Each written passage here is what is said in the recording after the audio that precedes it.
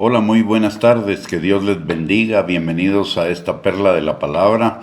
El día de hoy vamos a compartir acerca de la influencia de los justos. La palabra en Proverbios capítulo 11, versículo 10 y 11 dice lo siguiente: En el bien de los justos la ciudad se alegra, mas cuando los impíos perecen hay fiesta. Por la bendición de los rectos la ciudad será engrandecida, mas por la boca de los impíos será trastornada. ¿Qué es lo que nos está enseñando este pasaje? Nos muestran claramente la diferencia en el efecto sobre las ciudades, sobre las organizaciones, sobre las empresas, sobre las instituciones y la influencia de personas de autoridades sabias y de personas y autoridades impías. Por ello, necesitamos los creyentes esforzarnos para que nuestra influencia sea una buena influencia en nuestras instituciones, organizaciones, empresas, comunidades y en nuestras naciones. Y ser sabios es vivir bajo la dirección de la palabra de Dios y del Espíritu Santo, como nos lo enseña la palabra en el Salmo 119, 105, Romanos 8, 14 y todo el libro de Proverbios. Y no solo en ser personas sabias, sino también en que hagamos todas las cosas para la gloria de Dios. Colosenses capítulo 3, versículo 23 y 24 nos enseña que no hagamos las cosas para que nos vean los hombres, sino que las hagamos para Dios y las hagamos de la mejor manera posible, de tal manera que Dios sea glorificado.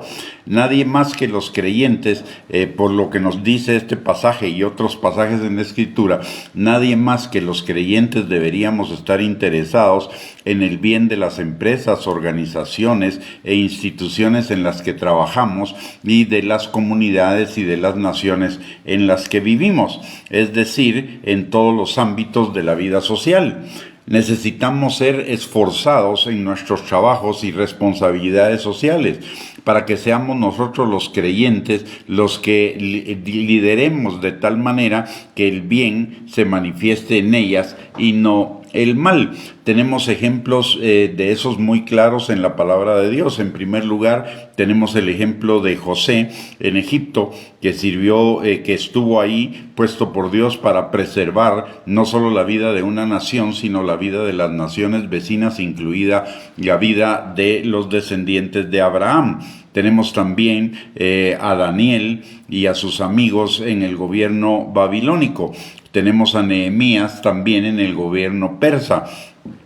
Y tenemos ejemplos también de la influencia de los creyentes en la historia posbíblica. Las universidades, las escuelas, los orfanatos, los gremios de oficios, la transformación de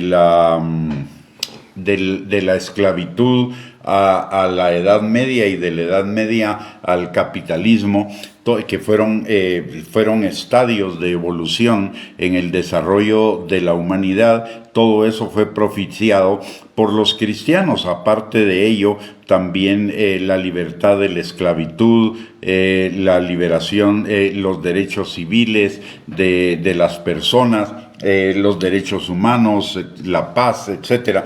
Todo eso ha sido promovido a lo largo de la historia postbíblica por los creyentes. Los creyentes somos de influencia, lo querramos o no, lo entendamos o no, lo veamos o no, somos de influencia en nuestro alrededor, en nuestro círculo, en nuestro círculo de influencia, en nuestro círculo en el cual nos movemos.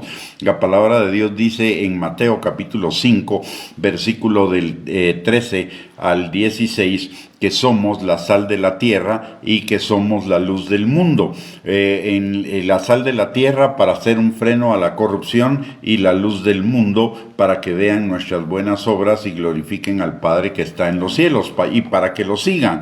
De tal manera que necesitamos ser verdaderamente esforzados, no solo en nuestra manera de vivir como creyentes, sino también en nuestra manera de trabajar, en nuestra manera de interesarnos en las cosas de nuestras organizaciones, comunidades, naciones, en nuestros trabajos y responsabilidades sociales.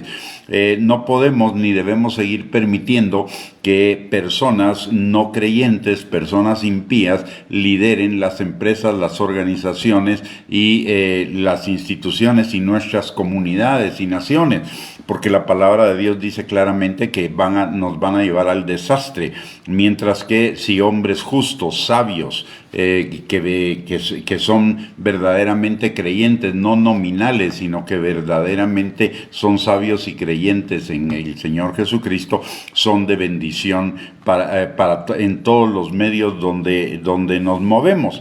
Los justos, y lo que nos dice la palabra, y lo vuelvo a leer en Proverbios 11, versículo 10 al 11, dice que en el bien de los justos la ciudad se alegra, mas cuando los impíos perecen hay fiesta, y por la bendición de los rectos la ciudad será engrandecida, mas por la boca de los impíos será trastornada. Los justos lo quieran entender los demás o no, lo quieran entender los no creyentes o no, los justos somos de bendición en cualquier lugar donde nos hallamos, y ello es cierto también con respecto a las instituciones, a las naciones y a la gobernanza de cualquier institución o de cualquier nación. Por estar nosotros en la tierra, la maldad tiene un freno, y por el solo hecho de que un hijo de Dios ocupe un puesto de liderazgo, ello va a traer bendición a las instituciones y a las naciones, porque la bendición entra por la cabeza. Recordemos lo que dice el Salmo 133. El Salmo 133 dice, mirad cuán bueno y cuán delicioso es habitar los hermanos juntos y en armonía.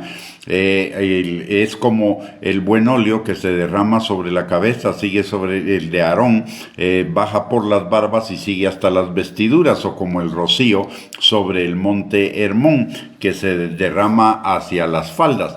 Y ahí envía Dios bendición y vida eterna. Los creyentes deberíamos ser tan esforzados, tan buenos trabajadores, que por default o porque no haya otra opción, ocupemos los puestos de liderazgo. Pero eso implica dos cosas. Primero, que nos esforcemos en ser trabajadores diligentes. La palabra de Dios dice que el diligente prosperará, mas el negligente empobrecerá. Número uno. Y número dos, que seamos esforzados y valientes también en conocer la palabra de Dios y en esforzarnos en ponerla por obra, para que todos vean nuestras buenas obras y glorifiquen al Padre que está en los cielos. Y la palabra de Dios dice que cuando nuestros caminos son agradables al Señor, aún a nuestros enemigos los hará estar en paz con nosotros. ¿Y cuáles son los caminos agradables al Señor? Que seamos diligentes en nuestros trabajos, que seamos esforzados y valientes por vivir un cristianismo bíblico, y que hagamos todas las cosas para la gloria de Dios. Si cumplimos esos tres requisitos, el Señor se va a encargar de promovernos, porque también el Salmo 74 dice que la promoción no viene de los hombres, ni viene del sur, ni viene del occidente, ni de ningún lado, sino de Dios, que a uno lo exalta y al otro lo humilla. Así que usted y yo necesitamos poner toda nuestra actividad diaria enfocada hacia el Señor, y las demás cosas vendrán por añadidura. El liderazgo en las instituciones, en las empresas, en las organizaciones, en las comunidades y aún en la nación vendrá por añadidura. La palabra dice en Mateo capítulo 6, versículo 33, que si buscamos el reino de Dios y su justicia, todas las cosas serán dadas por añadidura. Y notemos algo que es muy importante, y debemos romper con ese patrón de pensamiento, porque es un engaño del diablo. Usted y yo somos llamados a influir en todos los ámbitos de la vida de una nación, de la vida social. El cristianismo no es para vivirlo en la iglesia. En la iglesia, de acuerdo a lo que nos dice Efesios capítulo 4, versículo del 11 al 16, somos entrenados. ¿Para qué? Para vivir nuestro cristianismo en nuestros lugares de trabajo, en nuestras familias, en nuestras nuestras comunidades, para que la gente vea y glorifique al Padre. Esa división entre lo secular y lo sagrado, entre lo no eclesiástico y lo eclesiástico, haciendo ver que lo eclesiástico es de Dios y lo no eclesiástico es del diablo, es simple y sencillamente una mentira del diablo, una trampa del diablo para que nosotros no tengamos influencia en todos los ámbitos de la vida social y transformemos la nación.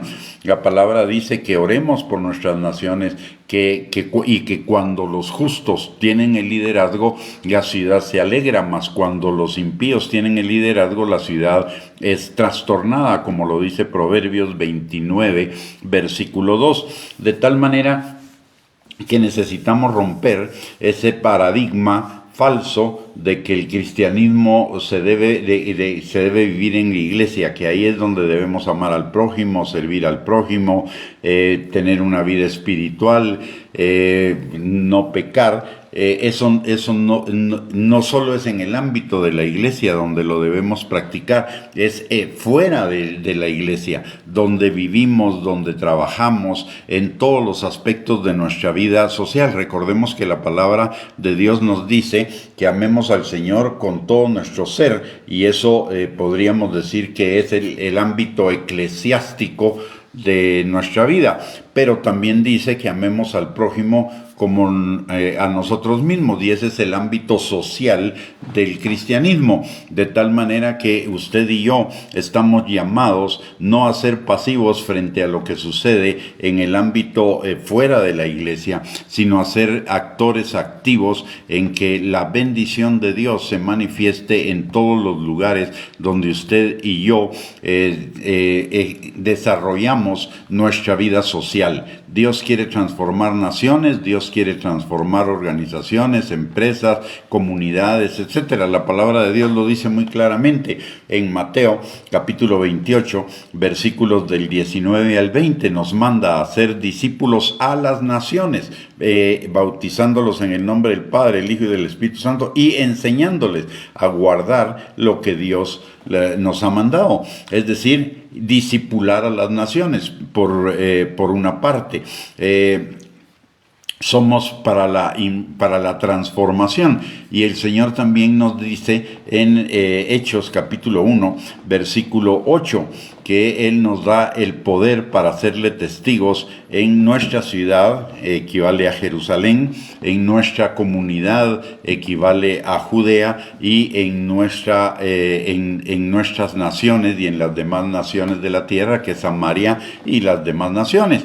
Así que usted y yo no solo debemos tener influencia en nuestra familia, ni solo necesitamos tener influencia en la iglesia, usted y yo necesitamos tener influencia en todos los ámbitos de la vida social para que nuestras naciones sean transformadas. La palabra de Dios dice que bienaventurada la nación cuyo Dios es Jehová, bienaventurada la nación sobre la cual se invoca el nombre del Señor, y que el pecado es afrenta para las naciones, pero los justos y la sabiduría y los sabios son bendición para las naciones, y justos y sabios somos nosotros los creyentes. Necesitamos prepararnos para ser de influencia en todos los ámbitos de nuestra vida. Romanos capítulo 8 versículos del 19 al 21 también nos enseña que toda la creación, organizaciones, instituciones, empresas, comunidades, naciones, están esperando la manifestación gloriosa de los hijos de Dios para ser liberada de la esclavitud a la que fue sometida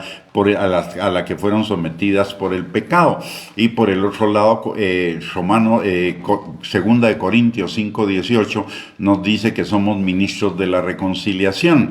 ¿Y de qué se trata eso? Lo dice Colosenses 1:18 al 20, que Cristo estaba reconciliando por la sangre de su cruz todas las cosas que están en el cielo y en la tierra con Él. Así que nuestra función es de ser reconciliadores de todas las cosas, de todas las actividades, de todos los sistemas y estructuras, para adaptarlos a los principios del reino de Dios, de tal manera que sean de bendición para nuestras naciones y no que sigan siendo influidos por caminos que al hombre le parecen derechos en su propia opinión, pero su fin es ruina. Así que recuerde, usted y yo somos influencia, usted y yo somos sal y somos luz.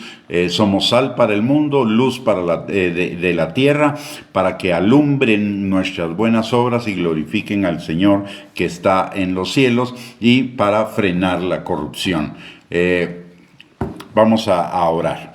Padre bendito, te damos gracias, Señor, en el nombre de Jesús, por esta tarde, por esta palabra, Señor, mi Dios todopoderoso, que tu palabra se haga vida en la vida de cada uno de nosotros, Señor, y que seamos no solamente oidores, sino hacedores de tu palabra.